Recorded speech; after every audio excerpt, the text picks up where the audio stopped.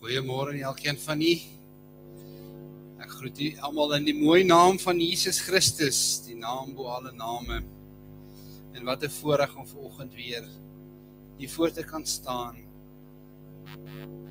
en om by mekaar te kom rondom die woord van die Here. Ons het gesing van He's coming. Nou as jy wil weet, hoe gaan hy kom, wanneer gaan hy kom, waar gaan hy jou heen vat, wat gebeur, moenie volgende jaar misloop nie. Die hele idee is dat ons Sondagmiddag agter tafel sal pak agter, waarop jy sal skryf. So kom met jou notaboekie en kom met jou pen en kom met jou vrae en kom met 'n oop gemoed. En Berading sê as alles altyd listen from empty. Listen from empty. Kom ons hoor bietjie wat sê die woord vir ons oor wat voor lê. Ek gaan vir jou een ding sê, die woord van die Here is meer op datum as môre se koerant. Meer op datum as môre se News 24. Ek nooi jy uit en ek wil vir jou sê, doen jouself 'n guns. Moenie volgende jaar se woordstudie by misloop nie. Hoor dit by. Agter om 'n tafel, maak notas. Kom met 'n mooi gees en ek kan jou waarborg, dit gaan jou lewe verander. Kom ons sluit die oë. Ons wonderlike hemelse Vader, ons sê vir U dankie Here, dat ons vandag hier saam kan vergader as medegelowiges in Christus. Ek vra Here dat U vanoggend vir ons sal kom leer uit U woord uit. Ek vra Here dat U vanoggend so 'n bietjie sal afkap en sal wegneem wat nie van U afkom nie. Ek vra Here dat U ons sal bewaar van die bose, want dit is die rolmodel gebed wat U vir onsself geleer het. Ek vra Here, laat U wil geskied, soos in die hemel en so op die aarde. Ek vra Here dat U elke persoon wat vandag hier is sal kom besoek en dat die Gees die werk sal doen en dat ons net instrumente sal wees. En ek vra U, Here, salf asseblief die onwaardige lippe van die prediker, sodat gesê kan word, so spreek die Here, Here. Ek vra Here dat die Gees sal werk vandag onbelemmerd. Here, en dat U in ons sal openbaar die dinge wat ons nie weet nie. In Jesus se naam. Amen. Ons gaan vandag 'n gedeelte saam lees vir die wat sommige die Bybel sal oopmaak in Efesiërs 5. In Efesiërs 5 vanaf die eerste versie. Ons sal 'n paar gedeeltes saam lees. As ek nou vandag 'n tema sou kon gee aan vandag se boodskap, sal dit net 2 woordjies wees. Mooi loop. En daarmee groet ek jy nou nie om te sê, ek gaan nou wegneem, want ons in Afrikaanse taal beteken ons nou mooi loop, as jy nou iemand sê, mooi loop, tot wees jy, dis nie wat ons bedoel nie, ek bedoel letterlik, mooi loop.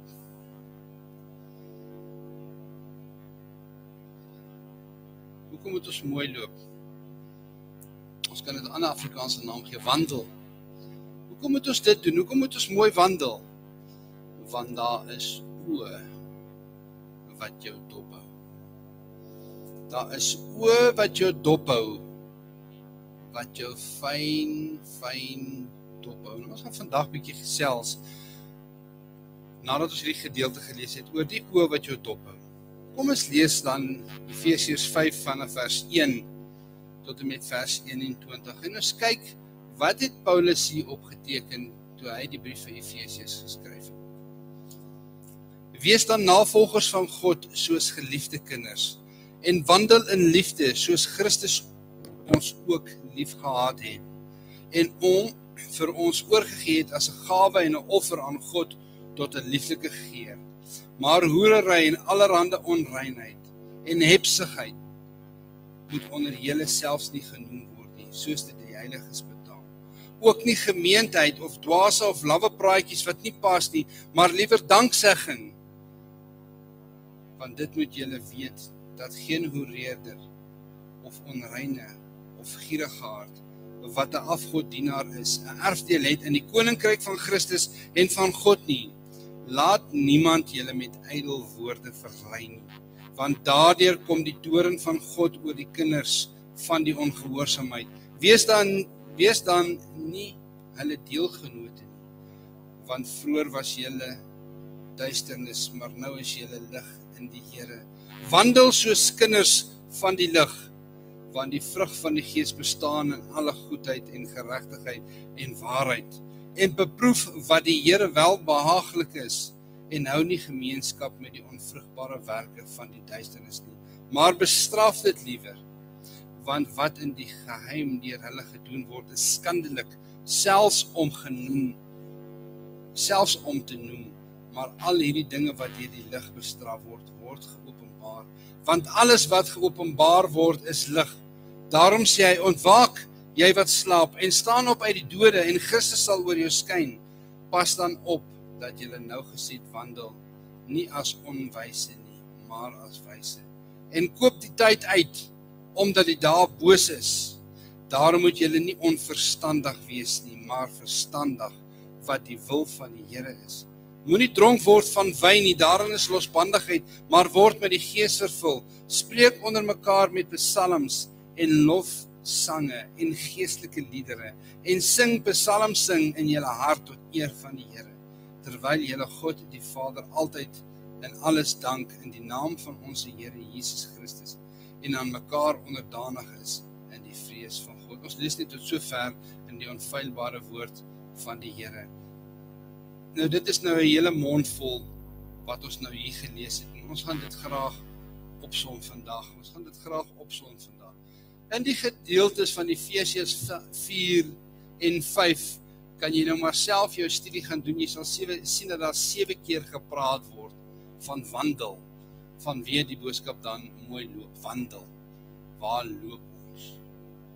Wandel. 'n Paar voorbeelde wat ons kan lees, wat jy nou vir jouself kan lees is, byvoorbeeld Efesiërs 4 vers 1, Paulus sê, wandel waardig. Paulus daar gesê, Efesiërs 4 vers 7 sê Paulus, moenie wandel soos die heidene nie. Efesiërs 4 vers 22 sê hy, moenie wandel soos die vorige lewe wat julle afgelê het nie. Efesiërs 5 vers 2, wandel in liefde, soos Christus ons liefgehad het.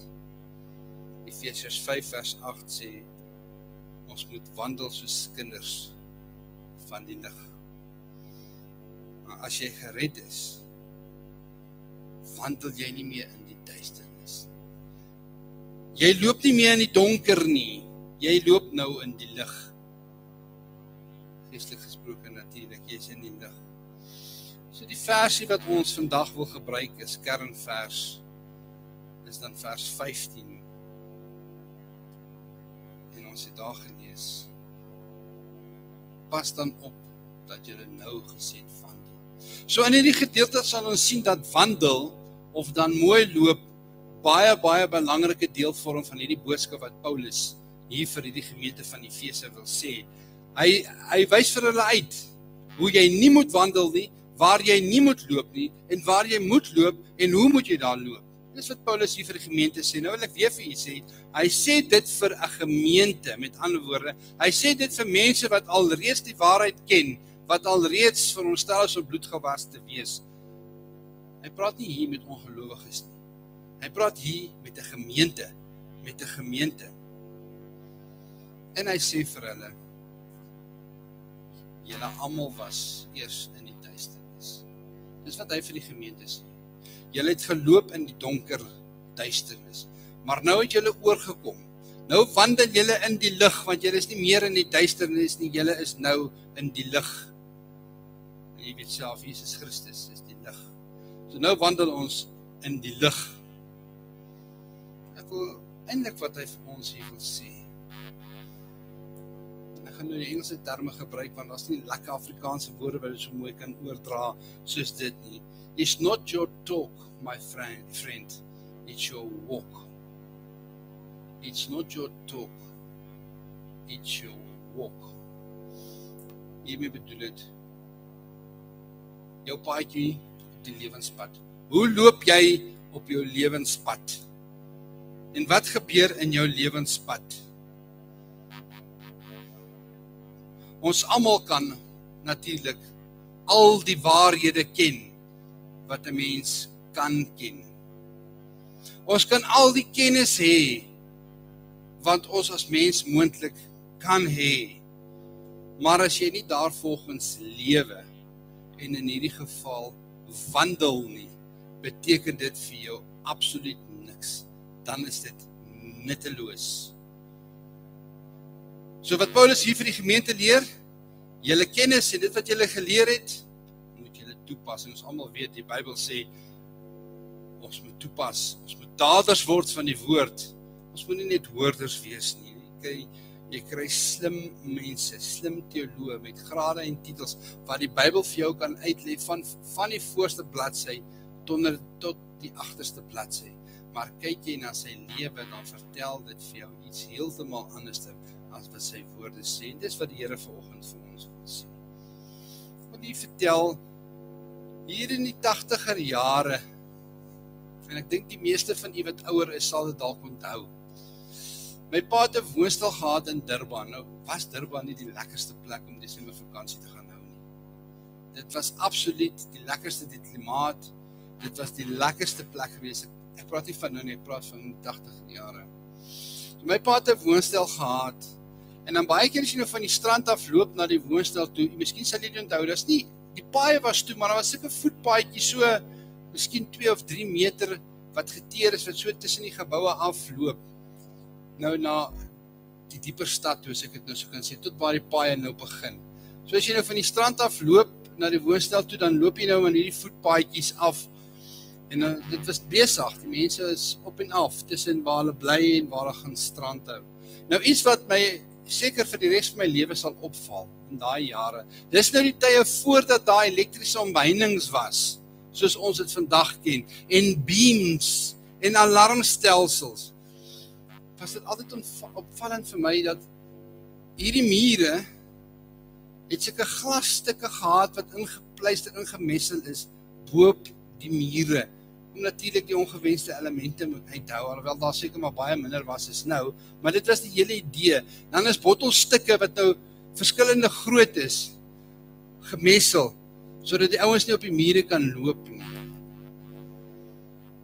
En ek sien dit nog vandag in my oog, hoe hierdie mure met hierdie glasstukke, skerp stukkies so uitsteek. Nou dis wat Paulus hier bedoel met wandel. As daar 'n kat nou sou loop op daai muur, dan sal hy nou baie versigtig op daai muur loop. Hy sal gefokus bly op daai muur, om nie deur hierdie glasstukke gesny moet word. Hy sal nie afdwaal en sy gedagtes dink aan al die ander goed nie. Hy sal fokus as hy op daai muur loop. En hy sal tussen daai glasstukke, tussen die glasstukke en die einde van die muur sal hy nou loop. En dis presies wat Paulus vir ons sê hier in die verse wat hy sê, pas op dat julle nou gesed wandel. Ons moet kyk waar ons loop in hierdie lewe. Soos die kat op die muur wat bang is vir daai glasstukke en een verkeerdelike trap sal natuurlik jou baie seer maak, of die kat baie seer maak. En dit is presies wat Paulus hier vir ons bedoel. So nou gesed, hierdie woord nou gesed, wat ons daar in vers 15 sien, hierdie woord nou gesed beteken dan om baie, baie sorgvuldig te wandel. Daarom sê ons moet mooi loop. Ons moet mooi loop. Ons moet baie, baie bewus is van dit wat om ons aangaan, want ons moet mooi loop. Pas op vir hierdie glasstukke. Ons moet bedagsaam wees, want as ons nie kyk waar ons loop op hierdie muur soos die kat nie, en ek wil dit maar gebruik as 'n voorbeeld, dan sal ons afval. Ons moet fokus. Hierdie is natuurlik geestelik, so moet ons geestelik baie, baie sorgvuldig wandel, en ons moet pas op, en ons moet nougeset wandel. En dis wat Paulus hier bedoel in hierdie gedeelte, dat ons baie, baie nougeset wandel. Nou, hoekom wil ons nougeset wandel? Hoekom wil ons nou so versigtig loop? Hoekom wil ons nie net loop nie? Hoekom sê ons nie net, ons loop nie? Hoekom sê ons, Ons moet mooi loop. Nou wil ek vandag vir u vertel, daar is oë wat vir jou fyn dophou. Daar is natuurlik miljoene oë. Ek wil net vra, vandag praat net met 4 pare oë. Mag die Gees vir jou verder aanwys wat sy oë jou dophou. Later in die jare 2000, toe die trekkingssisteme en die opsporingsstelsels net opgekom het in die trokke, en ons vanoggend ook so 'n bietjie oor gepraat oor opsporingsstelsels, was die drywers verbaas dat jy presies weet waar dit. Nou, toe was dit 'n nuwe ding. Vandag is dit nou nie. Ek dink heel waarskynlik die karre wat jy nou koop het outomatiese opsporingsstelsel in, want ek meen baie van die modelle gee dit. Sommer net, jy weet dit dalk nie eers nie.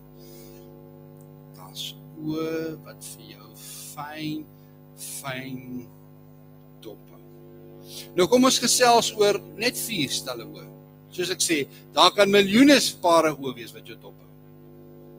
Kom ons praat oor 4 redelike belangrike pare oë wat vir jou baie dophou. Die eerste paar oë natuurlik is die oë van 'n lewende God. Die oë van die Skepper van die heelal is op jou. Elke sekonde van elke dag. En hy kyk na jou. Ons wandel is nie toevallig nie.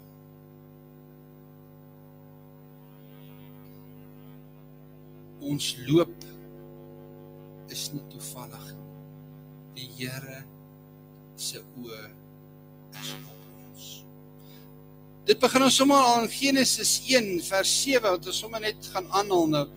Begin dit al om te sê die Here se oë is op die mens. En hy daar bedoel is, ek is God die Almagtige. Wandel voor my aangesig. Dan sal jy opreg wees. Al in Genesis sê die Here al, wandel voor my aangesig. So die Here se oë is op jou. En hier het hy natuurlik met Abraham gepraat, en hy het vir Abraham gesê, ek hou jou dop, ek kyk jou, ek hou jou dop, my oë is op jou. Ons praat oor die eerste stel oë wat jou dop, die stel oë van die lewende God wat jou dophou. En sy oë is op jou. Hy slymer en hy slaap nie, hy laat sy oë nie 1 sekonde van jou af nie. Sy oë is permanent op jou. Nou, hoekom doen hy dit? Hoekom sal die Here sy oë op jou sit? Om jou uit te vang? Om te kyk waar jy struikel? Om te kyk waar jy fouteer? Nee, baie beslis nie. Hy kyk na jou met sy oë om jou te ondersteun. Hy kyk na jou om jou te help, want hy is besorg oor jou. Daar's 'n versie wat dit sê. Daar's 'n versie in 2 Kronieke 16 vers 19 sê, die Here, sy oë deurloop die aarde. Hoekom sal die Here se oë nou deur die aarde deurloop? Wat sal die rede wees? Hier is die antwoord. Die Here se oë is jou. Hoekom? Om diegene kragtig te steun wie se hart onverdeeld op hom is. Die Here back ons. Natuurlik, as ons in sy wil is en doen wat hy wil hê jy moet doen. Dis hoekom die Here se oë op jou en op my is 24 uur van die dag. En het jy nou al gedink, as jy nou in die aande lê en slaap, jy lê daar in jou bed en jy slaap, en die Here se oë is op jou, en hy roep sy engele, hy sê, kom kyk na hierdie pragtige kind van my, en hy tel jou hare oor en oor, wat hy sê, die woord sê, jou hare op jou hoof is getel, en hy wys vir die engele, kyk hierdie pragtige kind van my, vir wie ek so lief is. Selfs al slaap jy, is die Here se oë op jou. om jou te ondersteun. Nou kom natuurlik 'n tyd wat sy oë anderster na jou gaan kyk. Ons praat nou, hier en nou, terwyl jy nog in hierdie lewe is, terwyl jy nog in die genade dispensasie, die kerk-era is, hier waar ons nou is, daar kom 'n dag wat sy oë anderster na die mense gaan kyk, veral vir die mense wat sy genade verwerp het. En as jy meer wil weet, moet die volgende jaar mis. Nou God se doel om so op jou ingestel te wees, ek wil amper sê, menslik gesproke soos 'n vergrootglas, hou hy elke een van ons dop, en sy doel is nie om ons te straf nie in hierdie lewe in die genade dispensasie nie. Hy wil hê dat jy tot insig sal kom, hy wil hê dat jy tot bekering wil kom, hy wil hê dat jy moet hoor wat die Heilige Gees vir jou sê, en hy forceer dit nie af. Jy het die vryheid om te kies. Ek wil vir jou sê, hy sien jou trane in die aande as jy huil, wat niemand anders raak sien. Sien die Vader jou hartseer in jou trane, as jou kussing papnat gehuil is in die aande. Goed wat jy met niemand kan deel nie. Ek wil vir jou sê, die Here sien dit raak. Hy sien dit raak. Hy sien jou gehoorsaamheid aan hom raak. Wanneer dit vir jou voel, of daar geen mens op hierdie aarde is, wat jou gehoorsaamheid aan hom raak sien nie. En dit maak ook nie saak wat mense dink nie. God sien jou gehoorsaamheid aan jou raak. Sy oë is op jou. En ek wil vir jou sê, oom, tannie, jongeling, ek wil sê, hier's tientalle mense wat vandag hier sit, niemand uitgesluit nie. Ons almal is gebroken, en daar's niemand regverdig nie, die woord sê selfs nie een nie. So almal van ons wat hier sit, worstel. Hy sien jou worstel. Elke een regdeur wat hier sit, worstel met iets. Hy sien dit raak. En hy oordeel jou nie nou nie. Hy's daar om jou te oortuig, om jou te genees en om jou te vertroos. Dis hoekom sy oë op jou is vandag, oom, tannie, jongeling, vriend wat hier is. Die Bybel sê dit so mooi. En ek wil vir jou sê, hy sien selfs jou klein treetjies in geloof raak. As jy gehoorsaam is aan hom, hoef jy nie hierdie magtige sprongtree te gee, soos wat mense dink hoe jy nou moet. Hy sien daai klein treetjie wat gehoorsaamheid aan hom is, sien hy raak. Ons sal dalk dink, dit maak nie 'n saak van 'n so klein, hy sien dit raak. Hy sien jou storms in jou lewe raak. Ek weet nie van u nie, maar ek het nog nooit gehoor van mense wat nie storms in hulle lewe het. Hy sien nie jou vrese, hy sien jou vrese raak. Elke vrees in jou hart sien hy raak. En weet jy wat, hy sien baie keer jou moegheid ook raak. As jy so moeg is, kan nie meer nie. En weet jy wat, Jesus self het moeg geword. Hy sien dit raak. Ek weet nie of jy weet nie, maar God het ook emosies. Onthou, ons kan nie God verstaan nie, ons kan net dit van God verstaan, dit wat hy wil hê ons moet verstaan. Met ander woorde, hy praat primêr uit sy woord uit. Maar selfs met dit wat al gereeds aan ons geopenbaar is deur die woord, sien ons dat God ook emosies het. Ek weet nie of jy dit weet nie. God het ook emosies. Wat Jesaja 62 vers 5 sê, die Here, soos die bruidegom bly is oor die bruid, so sal God oor jou bly wees. Ander plekke in die Bybel praat hy van hoe bedroef God is dat hy die mens gemaak het. Ander plekke staan dat hy lag vir die mens. So God het emosies en hy ken jou hart. En as die Here vanoggend op jou lewe kyk, jy wat hier sit, oom, tannie, vriend, jongeling, elkeen van jou wat hier sit, is die vraag, wat se emosies het die Here as hy na jou lewe kyk? Is hy spyt? Is hy bly? Is hy hartseer? Want elkeen van ons het 'n ander storie. Ek dink as hy na die wêreld daar buite kyk, is hy baie beslis hartseer, want soos in die dae van Noag, soos sal dit wees in die einde. Ek praat met kinders van die Here, as hy na jou lewe kyk. Wat ervaar hy? Smart? Hartseer dalk? Of is hy dalk vol vreugde as hy vanoggend na jou lewe kyk, want jy is gehoorsaam aan hom. Nie wat het jy en wat is die uiteinde van jou sukses in die lewe en wat se grade en wat se titels het hy. Ek het nie gehoorsaamheid en dit bring vir hom vreugde.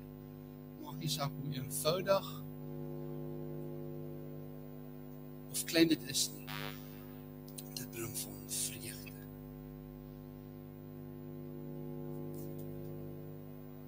Ek verneem in die nuwe tye as mens nou 'n kleinkind in die huis kry en jy is nou baie bly dat daar nou 'n nuweling in die huis is, dan kan jy nou 'n monitor insit in die babakamer. Terwyl mamma besig is in die kombuis en papa's by die werk, met klein boete of sussie gaan huil, dan kan jy hoor want daar's 'n monitor.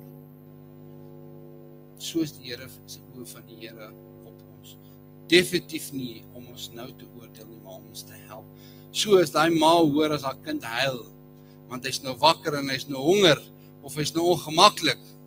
Presies dit kan ons vergelyk, hoekom die Here se oë op jou is, op hierdie stadium. Ek wil graag vir julle nou praat oor soos het nou gepraat oor God se oë is op jou. En mag die Here ons help om dit nooit te vergeet nie. Jy kan niks van hom wegsteek nie, hy weet alles. Dit wat in die duisternis gebeur, weet hy. Kom ons praat oor die tweede stel oë.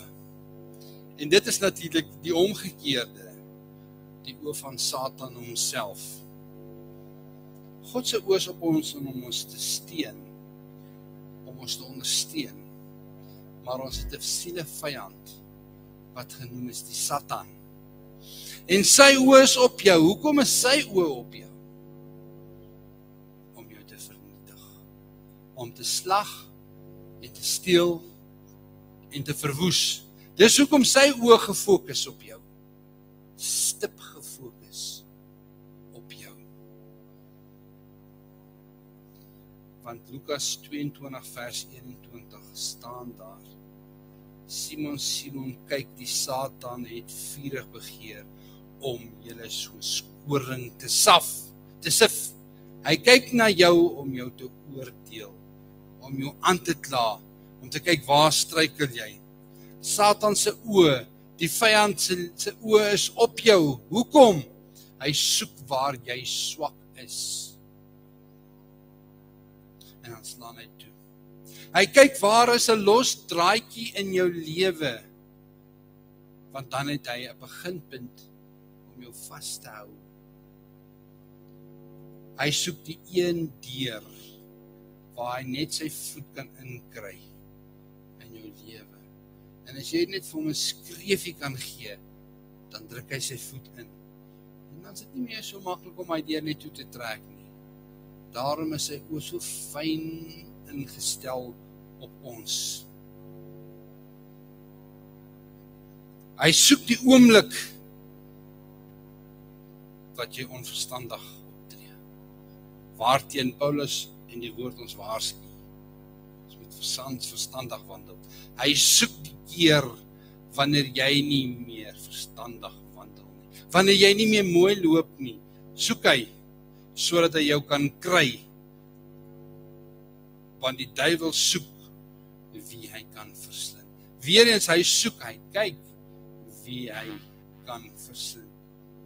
So wat presies probeer Satan doen? Satan fokus op hierdie vlees van ons en hoe vinnig struikel ons nie in hierdie vlees van ons nie.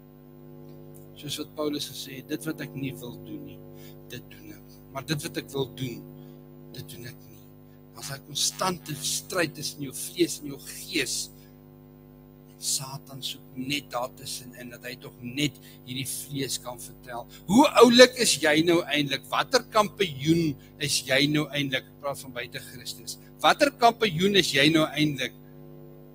Dan het hy bereik wat hy wil bereik. En dan raak jy moeg. En dan raak jy geestelik afgekoel. Ek weet nie van u nie, maar ek het nog nooit gesien, veral in die ouer dae waar daar 'n staalketel op 'n gasstoof op 'n koolstoof is en vandag dat 'n vlieg kom sit op 'n warm ketel nie. Hy wag tot daai ketel koud word, dan sit hy op daai ketel. As dit warm is, jy geestelik warm is, kan die Satan nie daar naby kom nie, want jy's warm. As hy sê warm, bedoel ek jy's naby aan die Here. Die Here is naby jou. Dan is dit nie so maklik vir 'n vlieg om op daai ketel te kom sit nie. Satan stel vir jou strikke. Hy kyk na jou om strikke te stel vir jou. Waar is jou swakheid, jou slegheid? Dan stel hy vir jou strikke, soos dat jy 'n strik stel in die natuur vir 'n wilde dier om die been of om die nek gevang te word, stel hy vir jou strikke. In Genesis lees ons nou ook al, die sonde lê en loer vir jou. So die Satan kyk vir jou, sodat hy vir jou 'n strik kan vang in een van sy strik. Kom ons kyk na die derde, as ons nou kyk na God se oë, ons het kyk na Satan se oë, kom ons kyk na die derde tipe oë wat jou fyn dop hou. En dit is natuurlik die oë van die wêreld. Daar buite, daar waar jy werk, daar waar jy in die winkelsentrum is, daar by die lughawe, waar jy ook al mag wees. Die mense kyk na ons as kinders van die Here op twee maniere na ons. In die meeste gevalle kyk hulle na kritiese oë na ons.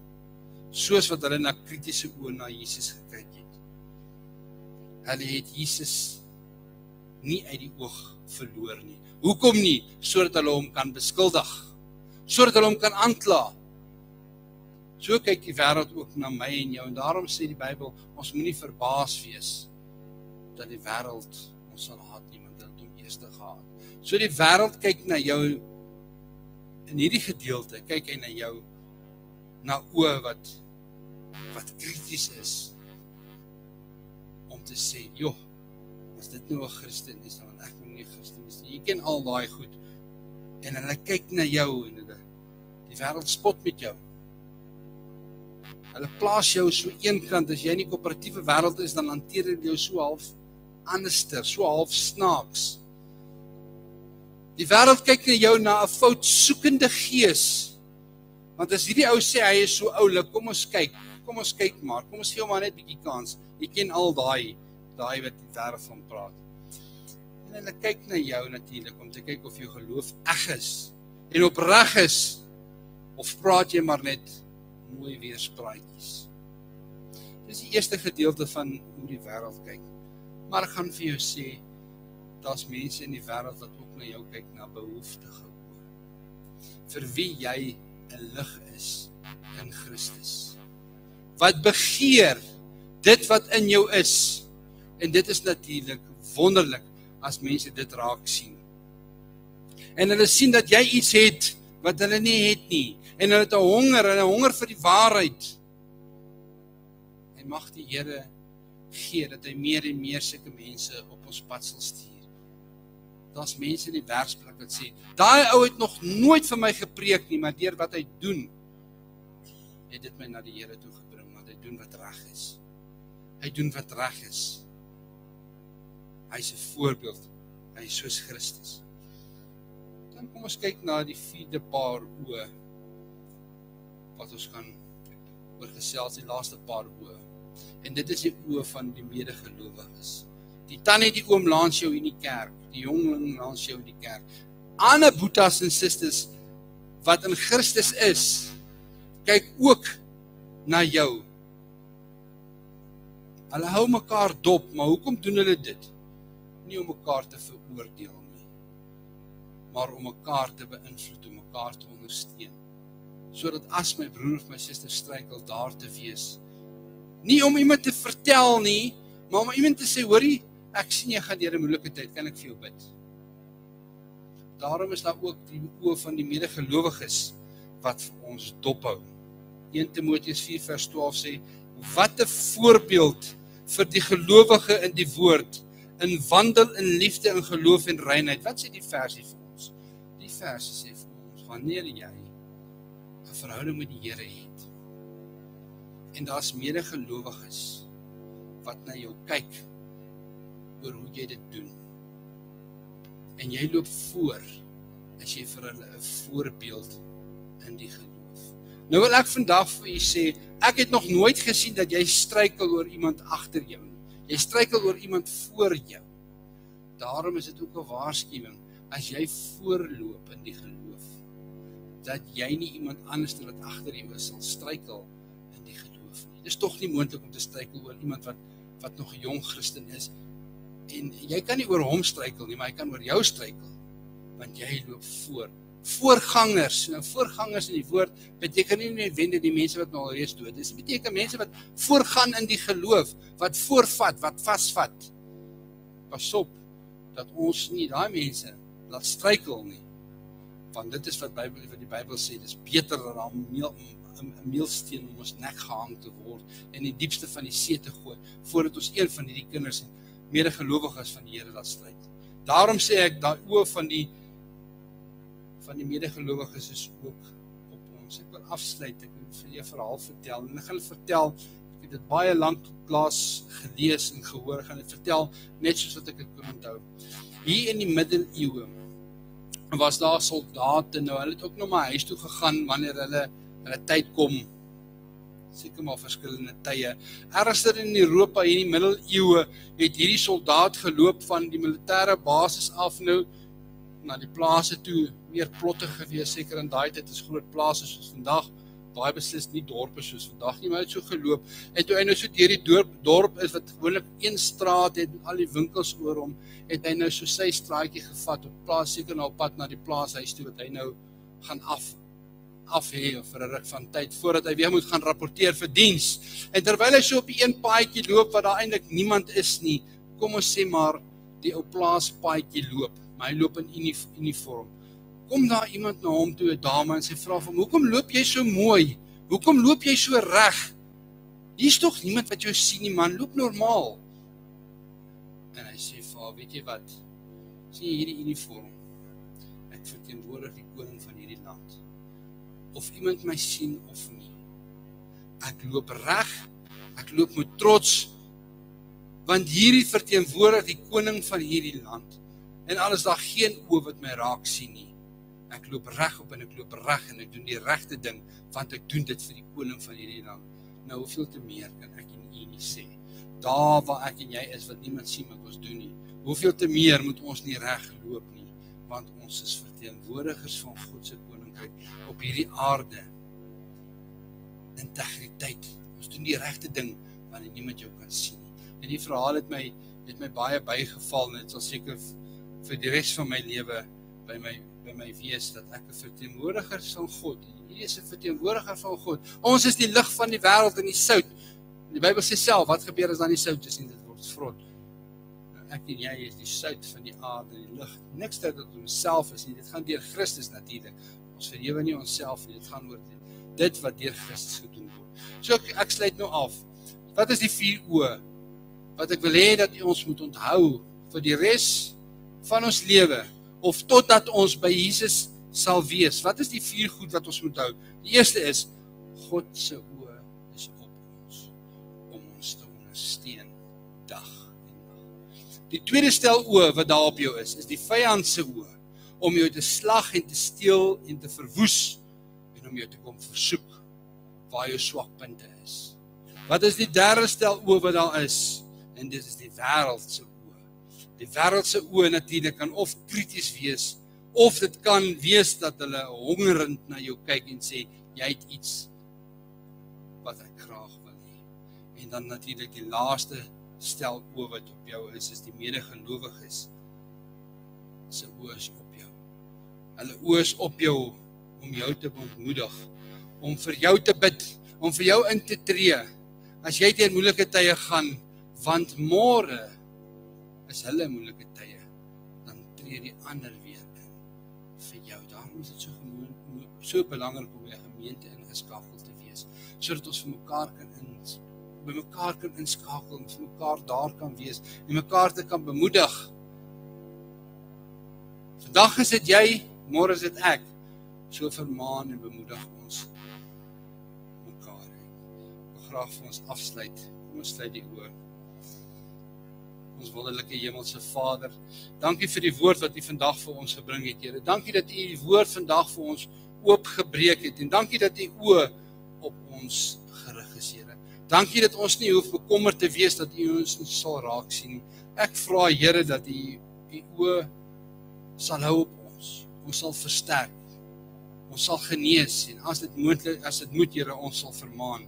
Ek wil vra, Here, bewaar ons ook van die oë van die Satan, Here, vir die strikke. Help ons, Here, om die strikke raak te sien, wat so op ons pad gestel word, Here. Die slagysters, die glasstukke op die muur, Here, help ons om dit raak te sien. En ek vra, Here, dat U ons sal help, dat ons heilig sal wandel, want U is 'n heilige God. Ek vra, Here, dat U lig deur ons sal laat skyn. En dat die mense, Here, verheerlik sal word deur dit wat ons doen. In die wonderlike naam van Jesus.